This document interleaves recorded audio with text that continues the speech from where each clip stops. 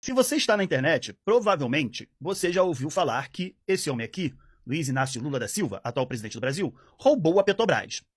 Isso é amplamente divulgado nas redes sociais, repetido aos montes aí. Mas se eu falar para você que esse cara aqui não se beneficiou do esquema de corrupção que rolou lá na Petrobras. Mas calma, não precisa me xingar. Eu só estou repetindo o que o Sérgio Moro, que na época era o juiz da Lava Jato, disse. De acordo com essa matéria publicada em 2017, Moro reconhece que Lula não se beneficiou com os desvios da Petrobras. Inclusive, foi essa declaração do Moro que facilitou, que abriu as portas para que o Lula fosse solto. Para o advogado, declaração do juiz confirma que a ação contra o ex-presidente nem ao menos poderia ter sido julgada em Curitiba, já que não guardaria a relação com a Lava Jato. Tipo assim, quando começou essa coisa de Lava Jato, da corrupção da Petrobras e tudo mais, eu acreditava que o Lula era culpado, pelo que eu via na TV, né, amplamente sendo divulgado, aquela coisa toda, aquele circo, né, da Operação Lava Jato, que nem chamou o Lula para depois, já fui lá prendendo o cara. Foi um verdadeiro circo dos horrores na época. Mas eu, leigo, acreditava no que passava na TV, nos jornais e tudo mais. E aí veio a pandemia, né? E eu, sem ter muito o que fazer, né, porque não podia trabalhar nem nada, eu comecei a estudar sobre o caso, sobre política, e comecei a me aprofundar nesse caso do Lula. E muitas coisas me chamaram a atenção. Uma coisa que eu ouvia muito, e até hoje eu ouço, né, é que o PT acabou com a Petrobras, né? Que o PT saqueou a Petrobras. E aí, quando a gente vai pesquisar a fundo, a gente descobre uma coisa muito interessante. Essa aqui é uma lista de todos os envolvidos, né, no esquema de corrupção da Petrobras.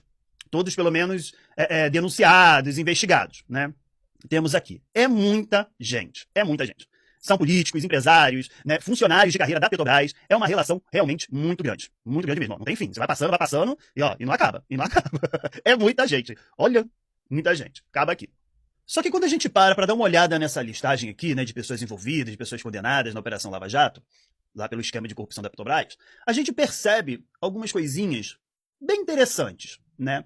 A primeira é que desse monte de gente aqui, temos aí 62 políticos citados, né?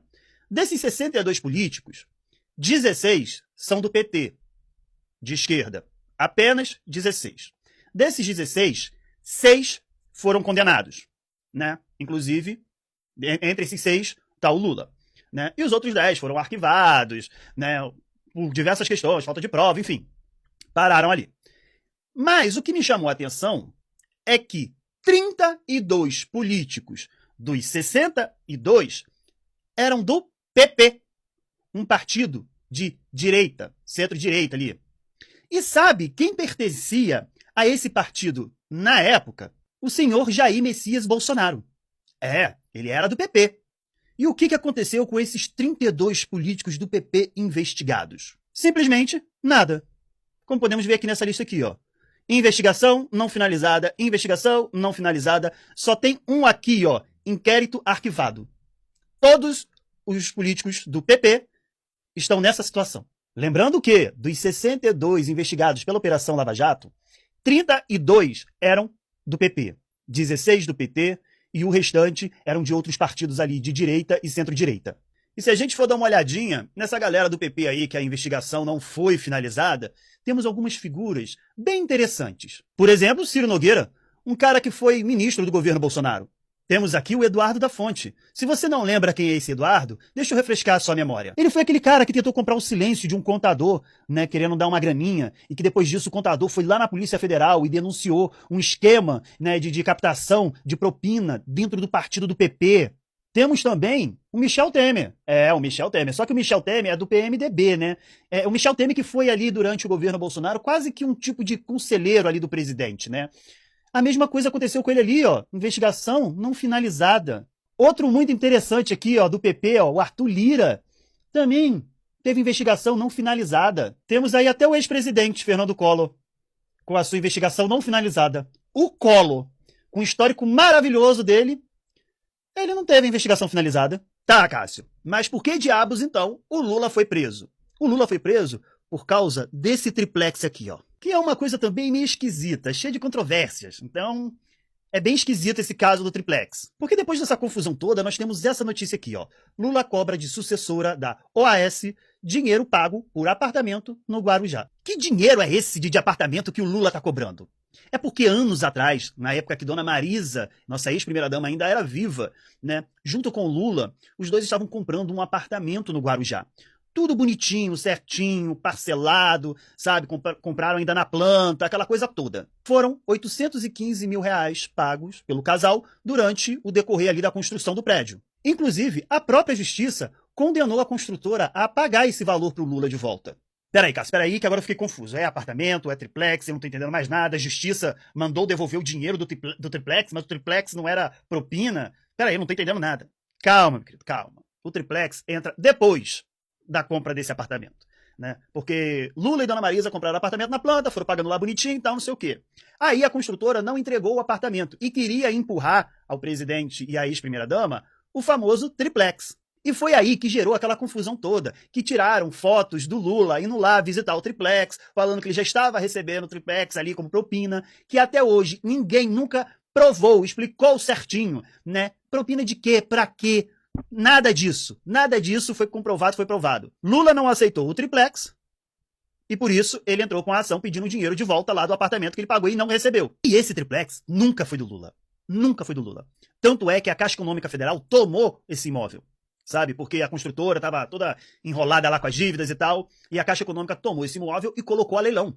E um empresário de São Paulo comprou, arrematou esse triplex no leilão, né? Achando que estava fazendo um grande negócio, né? Porque estava famoso, o triplex do Lula ficou famoso, né? Achando que ia ganhar um dinheiro em cima, botou para alugar em aplicativos, né? De locação por diárias e tal, né? Mas não deu muito certo. Acabou virando um grande elefante branco, que estava dando mais gastos do que lucro para ele. E aí ele resolveu fazer um sorteio, né? Pela loteria e tal, tudo bonitinho, certinho, sorteio legalizado. E aí vendeu lá os números e sorteou esse elefante branco do triplex. E aí, esse simpático senhorzinho aqui ganhou esse sorteio. E aí ele mostrou como que é o triplex. Vamos dar uma olhadinha de como que era esse triplex. Então vamos fazer um tour pelo triplex do Lula. Já começa aqui, ó, por essa porta, né? De uma coisa de um condomínio de luxo, né? A gente vê que é uma coisa de luxo, alto padrão. Olha, uma sala, né? Bem espaçosa, sabe? Ninguém tem uma sala maior do que essa, ninguém. Isso aí é só coisa do Lula mesmo. Olha essa cozinha. Olha o tamanho dessa cozinha. Que coisa... Nossa! Olha a área de serviço. Esse é o tal falado triplex do Lula. Coisa de primeira, de luxo. Olha. E aqui está o casal que ganhou esse triplex, né, de luxo, né, do Lula, né, esse simpático senhorzinho aqui e sua senhora. Gente, a reação dessa senhora foi muito engraçada, porque ela disse que quando ficou sabendo que ganhou, ela ficou muito feliz. Muito feliz, claro, gente. Gente, ganhou um imóvel ali numa rifa, muito bacana isso. Só que ela ficou meio decepcionada, porque no imaginário dela era uma coisa luxuosa. Era um triplex, assim, luxuoso, sabe? E aí, quando ela se deparou com a realidade do prédio, do triplex... Ai, meu Deus, a animação faz assim... Mas ela tá feliz do mesmo jeito, porque ganhou um imóvel. Mas ela falou, gente, eu pensava que era uma outra coisa. A piscina do triplex parece um ofurô, de tão grande que é. Então, gente, é como eu canso de falar aqui. A gente tem que pesquisar sobre as coisas. Porque até um tempo atrás, antes da pandemia, eu acreditava que o Lula tinha roubado a Petrobras, porque era uma coisa que eu ouvia todo mundo falar. Só que aí, quando eu vou pesquisar, né, na época da pandemia, eu descubro que as coisas não eram bem assim. Inclusive, a própria Petrobras, né, falou isso. Uma auditoria contratada pela própria Petrobras não identificou nenhum ilícito do Lula na empresa. Ah, Cássio, mas como que o Lula, então, foi condenado por um monte de juízes? Não foi só o Sérgio Moro. Porque todos esses juízes tinham ligação com o Sérgio Moro. Inclusive, o Sérgio Moro está sendo investigado. Olha aqui, ó, por desvio de 2,5 bilhões. Bilhões. E adivinha da onde? Da Petrobras. Mas, enfim, é um resumo rápido que eu fiz aqui, não entrei em muitos detalhes, porque senão eu vou ter que fazer uma sequência de vídeos. Se vocês quiserem, até faço aqui, né, uma série debatendo esse caso ponto por ponto, tá? É só deixar nos comentários. Mas me diz aí, o que você acha disso tudo, tá bom? Se gostou desse vídeo, curte. Se não me segue aí para dar uma ajuda no engajamento, tá bom? Beijo no coração de todos, paz e luz, e até o próximo vídeo.